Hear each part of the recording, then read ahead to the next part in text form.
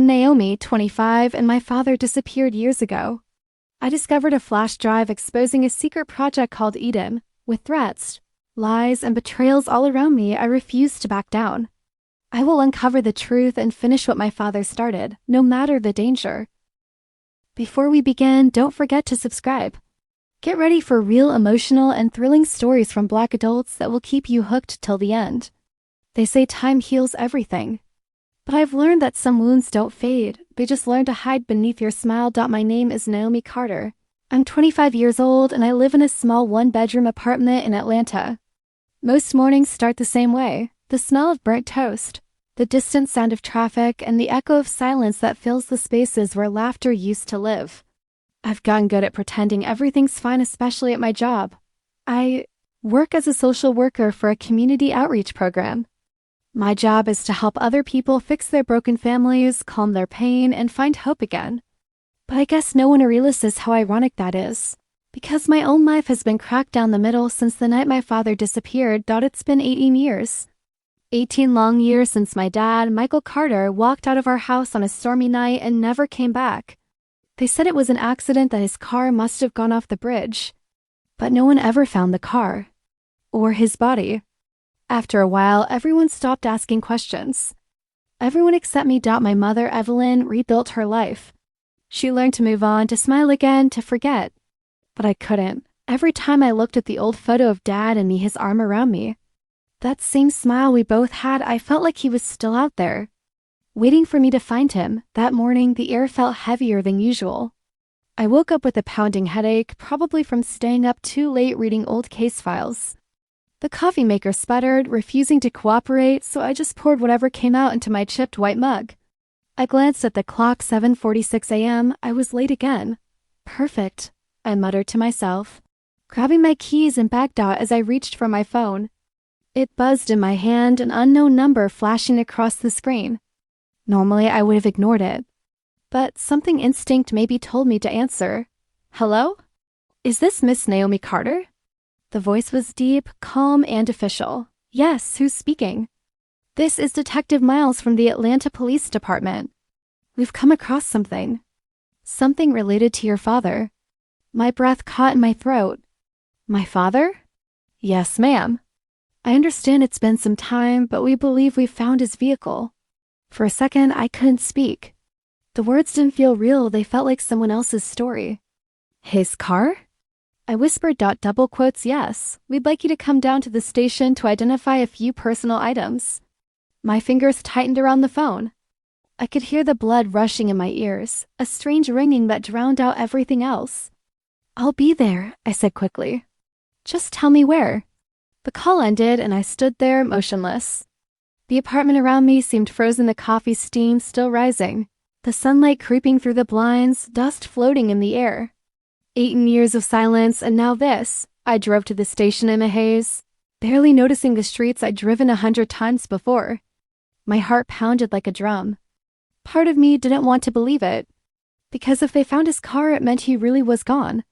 And if he wasn't, then someone had kept him from coming home. When I arrived, Detective Miles was waiting for me, a tall man in his 40s with sharp eyes and a calm that didn't feel natural. He led me to a small room with a metal table. On it were a few plastic bags, each labeled and numbered. Inside one was my father's wallet. Another held his old wedding ring. And the last, an envelope. My name was written on it. In his handwriting. My knees almost gave out. Where did you find this? In the glove compartment, Miles said softly. The vehicle was found submerged in the Chattahoochee River. Looks like it's been there a while. I stared at the items, my throat burning. So he drowned. He hesitated. We're not sure. There's something unusual about the damage. It doesn't look like a simple accident. I met his eyes, searching for something, truth, reassurance, anything. So you think someone did this? He didn't answer directly. We'll know more once we finish the investigation. But I already knew. Deep down, I'd always known. My father didn't just vanish. Someone made him disappear. That night, I sat on the floor of my apartment with the envelope in my lap. I hadn't opened it yet. I couldn't. My fingers trembled as I traced his handwriting. My name, written by a man who had been gone for nearly 2 decades. The world outside my window was silent. But inside my chest, everything was chaos. And for the first time in years, I wasn't sure if I was ready for the truth. But I knew one thing with absolute certainty: this was only the beginning. Asterisk, I didn't sleep that night. How could I? The image of that envelope, my name written in my father's handwriting, burned behind my eyelids every time I closed them. It was past midnight, and the only light in the apartment came from the lamp on my desk. I'd laid out all the items Detective Miles gave me: the wallet, the ring, and the letter I still couldn't open. My fingers hovered over it again and again, but something in me hesitated, like opening it would make his death final. I'd waited 18 years to find him. Maybe a part of me wasn't ready to find out what really happened. By sunrise, I finally gathered the courage to open the envelope. Inside was a single folded sheet of paper, half stained with water and age. The handwriting was shaky, but it was his. Naomi, if you're reading this, it means something went wrong. I can't explain everything now, but I'm in danger. Trust no one. Not even the ones wearing badges. Keep this letter safe. It might save your life one day. Love always, Dad. My heart dropped. Trust no one? What did that mean? I stared at the words for what felt like forever, trying to understand. My father had been a construction supervisor, or at least that's what Mom always told me. Why would someone like him be in danger? And why not trust the police? The next day, I went back to the station to ask Detective Miles more questions. He greeted me with that same calm smile. I know this is hard, he said, but we'll do everything we can. Detective, I said, my father's letter, he said not to trust anyone. What did he mean by that? Miles' expression shifted for a second. People say strange things when they're scared, Miss Carter. Miss Carter. I wouldn't read too much into it. But I noticed something. The way his eyes flickered just for a second, like he knew something he wasn't telling me. After that, I stopped going to the station. Instead, I started digging on my own. I pulled every news article I could find about the night my father vanished. There wasn't much, just a short piece titled "Local Man Missing After Bridge Accident." No follow-ups, no investigation details, nothing. It was like the story had been buried. That's when I went to my mother. She lived about an hour away in a quite neighborhood small house. White fence, the kind of place that looks peaceful from the outside but carries ghosts on the inside. When she opened the door, she looked genuinely surprised. Naomi? Honey, it's been a while. I didn't waste time. Mom, they found Dad's car. Her smile faded instantly. The color drained from her face. What did you just say? The police found his car in the Chattahoochee River, his wallet, his ring, and a letter for me. She backed up, hand to her mouth. For a long time, she didn't say anything.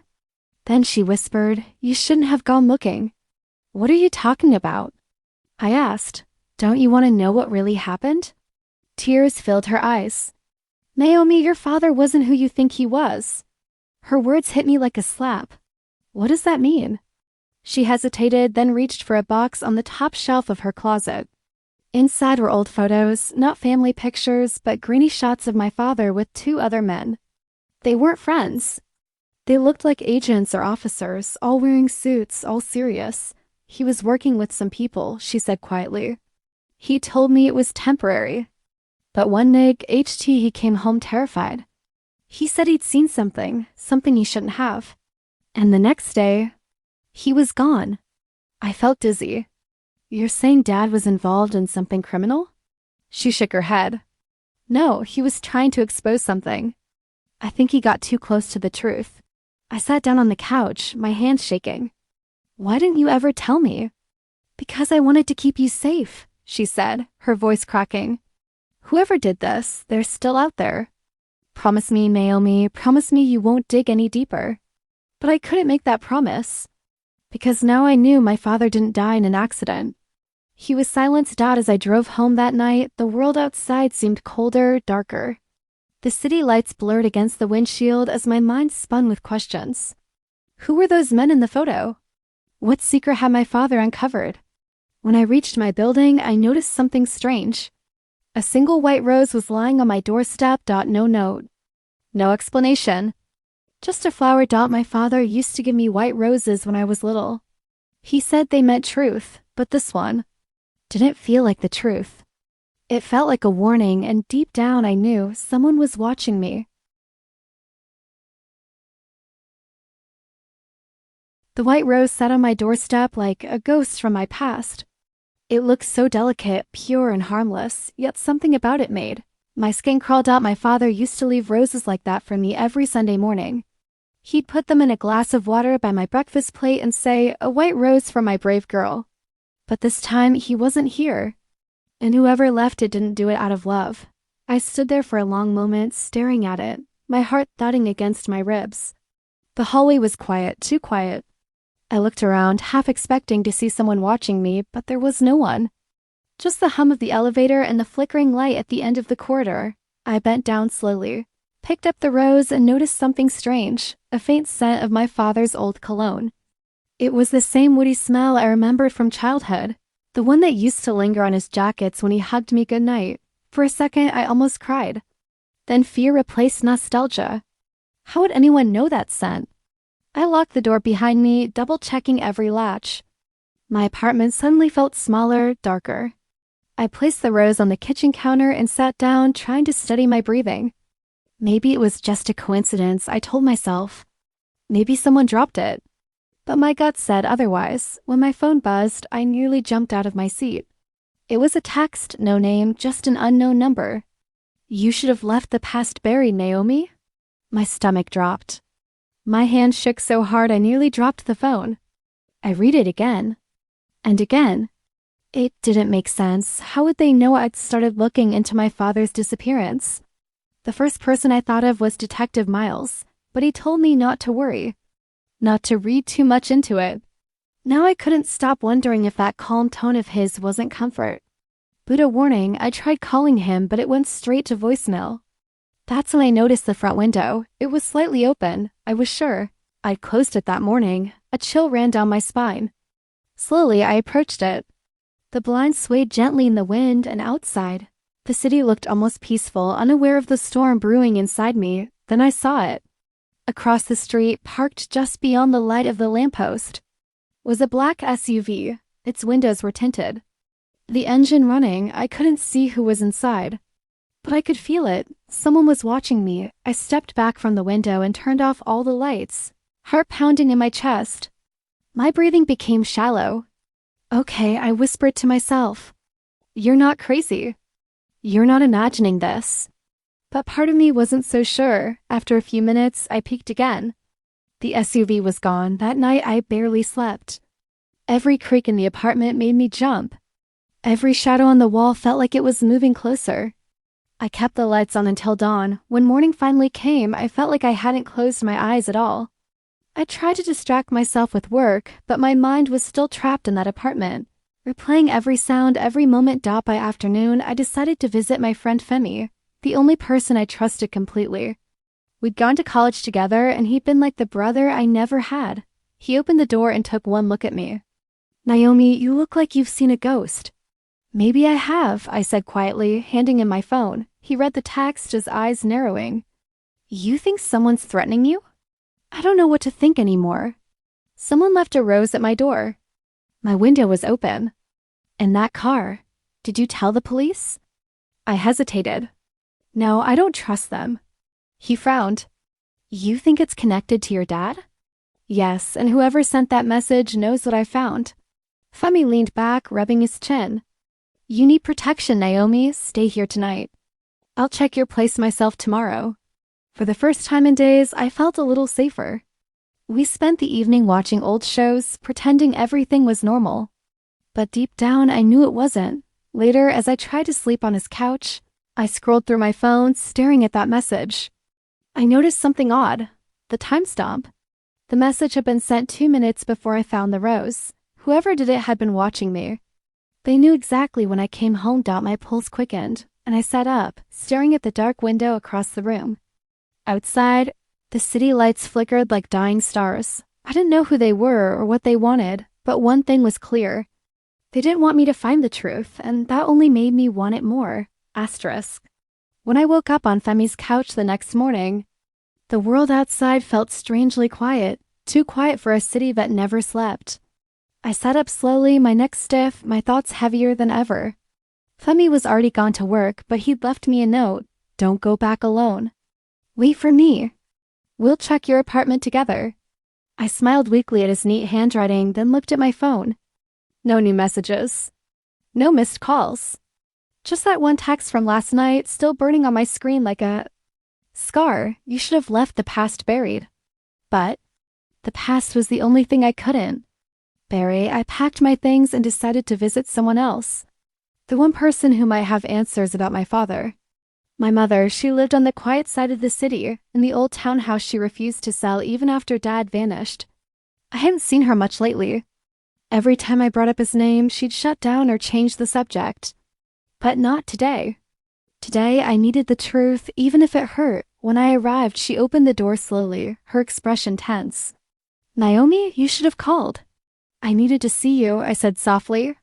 It's about Dad. Her face tightened. Naomi, please. No, Mom, not this time. Someone's threatening me. They know about him. They left a rose at my door. Her eyes widened, not in confusion, but in recognition. She turned away, gripping the edge of the kitchen counter for support.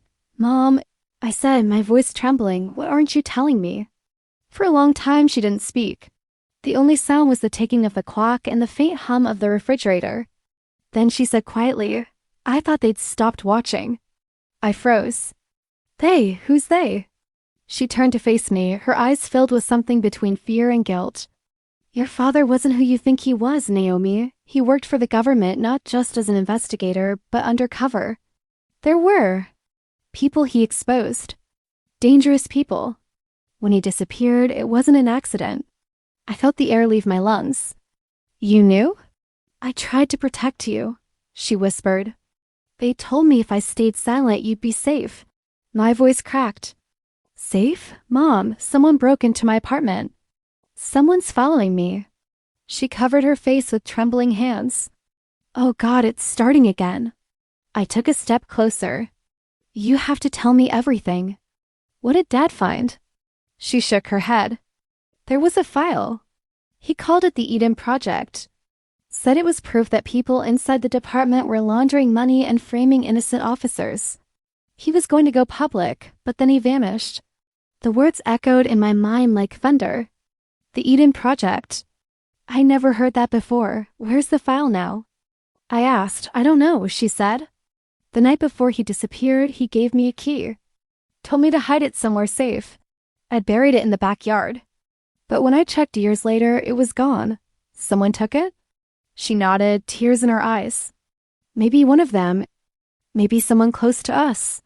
I felt my chest tighten. Close to us? Like who? She hesitated, her lips trembling. Naomi, she whispered, your father's partner Miles, he came by that night. He said your father left something for him. I didn't know what to believe. Detective Miles, the same man who told me to stop digging. The same man who hasn't answered my calls. A chill ran through me. Mom, I need to see him. She grabbed my arm. No, you don't understand. If Miles is involved, I can't sit around anymore. I snapped, pulling away. If he knows what happened, I'll find out. Naomi, promise me you'll be careful, she pleaded. They've already taken your father. I won't lose you two? I didn't answer. I just walked out, my hands shaking. Outside, the sky was heavy with clouds. The wind smelled like rain or maybe a warning. I pulled my coat tighter and started walking toward the bus stop, replaying everything in my head. The rose. The message. The open window. Miles stopped by the time I reached the street corner. I noticed something in the distance, a black SUV parked near the curb. The same kind I'd seen outside my apartment. My heart skipped. I turned around and started walking faster. My footsteps echoed on the wet pavement. I could feel the car behind me, moving slowly, matching my pace. I ducked into a cafe, pretending to browse the menu, but my reflection in the glass told me what I feared most. The SUV had stopped across the street. Whoever they weren't hiding anymore. They wanted me to see them dot, and for the first time, I realized something terrifying. This wasn't about my father anymore. It was about me. By the time I reached Detective Miles' office, the rain had turned the city into a blur of headlights and reflections. Water dripped down my coat as I climbed the narrow staircase to his private floor. The door at the end of the hallway read, Miles Investigations, Private. I stood there for a few seconds, my hand hovering over the handle, my heart pounding like it knew something I didn't. When I finally knocked, a deep voice called from inside, It's open. I pushed the door and stepped in. Miles sat behind. His desk, a half-empty cup of coffee beside him, his tie loosened and his eyes tired, but not surprised to see me. Naomi, he said slowly, leaning back in his chair. Didn't expect you to drop by. I closed the door behind me. I tried calling, you didn't answer. He shrugged. Been busy. With what? Hiding from me? His jaw tightened. You sound like your father. That name cut through me like glass. Then you know why I'm here. He looked at me for a long moment before saying, You shouldn't have started digging into this again. I don't care what I shouldn't do, I shot back. Someone's following me, detective. Someone broke into my apartment. And my mother told me everything about the Eden Project, about Dad's work, about you. The corner of his mouth twitched, but his eyes stayed cold. Your mother talks too much. I took a step closer. You were his partner, Miles. You were supposed to protect him. So tell me the truth. What happened to my father? He exhaled slowly, then stood up, walking toward the window. The blinds cast sharp stripes of light across his face. Your dad got in too deep, he said. He trusted the wrong people. Who? People who make men like me disappear if I name them. I clenched my fists. You owe me answers. He turned around, his expression softening for the first time. You think I don't live with guilt, Naomi? I was there the night he vanished. We had a meeting scheduled at the docks.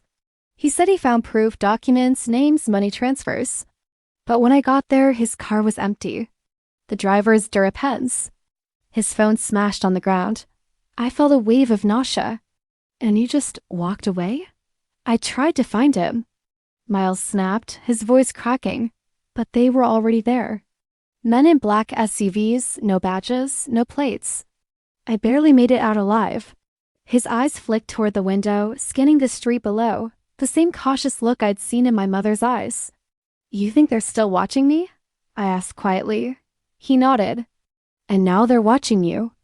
I stepped back, my pulse racing. Why me? Because of whatever your father left behind. If they think you have it, they'll come for you. I swallowed hard. Mom said he gave her a key, but it was stolen. Miles' face changed instantly, something like fear. A key? Yes, brass, old. She said it was buried in the backyard. He grabbed his coat from the chair. Naomi, you need to leave the city, tonight. I'm not running, I said. If my father left something, I'll find it. He stepped closer, lowering his voice. Listen to me, Eden wasn't just corruption. It was a black ops project. Off-the-books surveillance. They used city funds to track civilians, illegal data, secret informants. Your father wanted to expose it, but someone high up shut it down. Permanently. The room felt colder suddenly, like the air itself had stopped moving. So he was murdered, I whispered. Miles looked away. I can't prove it, but yes, that's what I believe. Silence hung between us, heavy and suffocating. I turned toward the door, trying to steady my breath. Then help me prove it. He didn't answer at first. He just looked at me, really looked at me like he was weighing every word that might cost us both our lives. Then he said quietly, Meet me tomorrow night at Pier 9. Midnight, I'll bring you something that might explain everything. I nodded slowly. What is it? Your father's last message. My stomach twisted. You had it all this time? I kept it safe, he said. But if anyone sees us together again, we're both dead. Before I could respond, a loud noise echoed from outside, the screech off tires, the slam of a car door. Miles moved fast, peeking through the blinds. His face went pale. They found me, he whispered. Who? He grabbed my wrist, pushing a small flash drive into my hand. Run, don't stop. And whatever happens, don't trust anyone in a badge. Wait, what's on this? Go, Naomi. He shoved me toward the back door. I stumbled out into the rain-soaked alley just as I heard the front door burst open. Voices shouted. Then a gunshot. I froze, my breath catching in my throat. For a second, the world stood still. Then I ran into the dark, into the storm, with only one thought echoing in my mind. My father tried to reveal the truth. And now they're killing anyone who gets close. Asterisk, the city never felt as big or as dangerous as it did that night. I ran for what felt like miles, the sound of the gunshots still echoing in my head. Miles' last words replay over and over. Don't trust anyone in a badge. Bye. The time I reached an all-night diner near the edge of town, I was shaking. My hair was soaked, my hands numb, and that tiny flash drive felt like it weighed 1,000 pounds in my pocket. I slid into a corner booth and pulled my hoodie up. The waitress, a woman with kind eyes, asked if I wanted coffee. I nodded, even though my stomach twisted at the thought. When she left, I pulled out my laptop. The flash drive was cold, metallic, and scratched, like it had been passed through too many desperate hands. I hesitated for a moment, then plugged it in. The screen flickered. A folder appeared. It was labeled Eden. My breath caught. Inside were dozens of files, reports, surveillance images, bank records, and one video. I clicked it. The screen lit up with static, and then my father's face appeared. He looked older than I remembered, tired, worried, but determined. If you're watching this, he began, then I didn't make it. And if that's true, Naomi, I'm sorry. I should have told you everything. I felt my throat tighten. My fingers trembled as I turned up the volume. Eden wasn't what they said it was. It started as a surveillance project to track criminal networks, but they turned it into something darker. They used it to spy on civilians, manipulate elections, and silence anyone who got too close. I tried to expose it, but they're everywhere, in the police, the courts, even the press. He looked off camera as if someone had entered the room. If I disappear, find Miles. He knows how to reach Femi. He can help you finish what I started. Trust no one else. My heart dropped. Femi, he knew? I rewound the video, replaying that line. He knows how to reach Femi. Why Femi? My father hadn't spoken to him in years. And yet Miles told me to run, to not trust anyone. I unplugged the drive, slipped it into my pocket, and stared out the diner window. The streets outside were quiet, too quiet. Then I saw it. A black Suvo was parked across the street, the same one I'd seen near my apartment. My pulse quickened. I stood up, threw a few bills on the table, and slipped out the back door into the alley. Rain was falling again, tapping against metal trash lids and neon signs. I started walking fast, then running. My phone buzzed. It was Femi. Femi, where are you? Are you safe? Me, I saw Miles. He's dead. They killed him. Femi, oh my God, Naomi, come to me. Right now. Something about his tone made me stop. He wasn't panicked. He was calm. Me, how did you know I saw him? Femi, just get here, please. I stared at the screen. Every instinct in me screamed that something wasn't right. Instead of replying, I ducked into a small parking garage nearby. I crouched behind a pillar, trying to steady my breath, and replayed my father's words again in my head. He knows how to reach Femi. What if my father didn't mean that Femi could help me, but that he was part of it? The thought hit me like lightning. Femi had always been around, helping, guiding, checking in. But what if he wasn't protecting me? What if he was monitoring me? I opened my laptop again, desperate to know more. I clicked through the other files in the Eden folder. One of them was labeled Internal Personnel. I opened it. There it was, a list of names, positions, dates, my father's name. Detective Miles. And beneath them, Femi Clark. My blood ran cold. I scrolled right. Under status, it said, Active Operative. The file was dated just 3 months ago. That was impossible. Femi wasn't law enforcement. He was a civilian, or at least that's what he told me. A sound echoed nearby, footsteps. I slammed my laptop shut and peeked around the corner. A figure was moving between the cars. A man, tall, broad shoulders. Moving slowly, deliberately. My chest tightened. I crouched lower and reached for my phone again, texting quickly. Me. I'm on my way. Femi, good, I'll keep the lights on. But I had no intention of going there. Not yet. I slipped out the other side of the garage and onto the street, blending into the late-night crowd near the subway. My thoughts were racing so fast I could barely breathe. My father. Miles, Mom's fear. And now Femi, everyone I trusted, was part of a lie. As I rode the subway downtown, clutching the flash drive like a lifeline, I made a silent promise to myself. I would finish what my father started. even if it meant tearing down everything and everyone that once felt like home. When I looked out the train window, the reflection staring back at me wasn't the same girl anymore. She wasn't scared. She was ready. The streets were wet with rain as I walked toward Femi's apartment, the flash drive burning a hole in my pocket. Every step felt heavier than the last. I wanted answers. I wanted the truth, but deep down I knew that the truth would hurt more than anything I had ever felt. When I reached his building, the lights were dim, the hallway eerily silent. I took a deep breath, trying to steady my shaking hands, and knocked on the door. Naomi? Femi's voice called from inside. Calm. Too calm. I need to see the files, I said, my voice firm. I need to know everything about Eden, about my father, about you. There was silence. Then the door opened and Femi stepped back, gesturing me in. Sit down, he said softly. We need to talk. I crossed my arms. No talking. The truth. Now, he sighed and ran a hand through his hair. You really found the files, didn't you? I nodded, my heart pounding. Yes, and you're on the list. I knew it. Femi's eyes softened, almost pitying. I wanted to protect you, Naomi. That's all I ever wanted. Protect me? I laughed bitterly. You lied to me. You told me to run, to hide while you were part of it all. You were supposed to be my friend. He shook his head slowly. I wasn't part of it, not in the way you think. I was assigned to watch your father to make sure he didn't expose too much. When he disappeared, I stayed close to keep you safe. That's why I never told you. I had no choice. I stared at him, my hands trembling. So all this time, all the warnings, the guidance, the advice, it was a setup? No, he said, stepping closer. It was protection. You're the only one who could finish what your father started. I felt anger and betrayal rise inside me like a storm. Protection? You call lying, hiding, and endangering me protection?